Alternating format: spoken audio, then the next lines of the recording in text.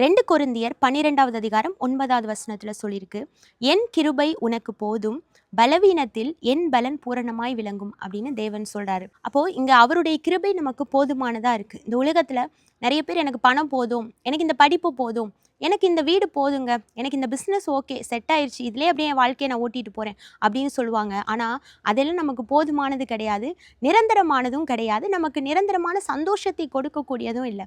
நமக்கு போதுமான ஒன்று என்ன அப்படின்னா அவருடைய கிருபை மட்டும்தான்.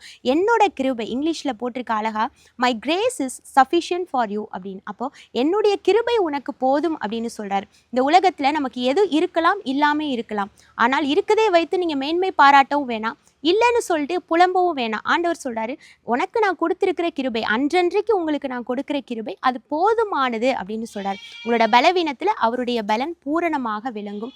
அதனால இல்லாததை நினைத்து கவலைப்பட வேணாம், இருக்கிறதை வைத்து மேன்மை பாராட்டாதீங்க. அவருடைய கிருபை உங்களுக்கு போதுமானது, எல்லா சூழ்நிலைகளும் அதுவே போதுமானது. God bless you.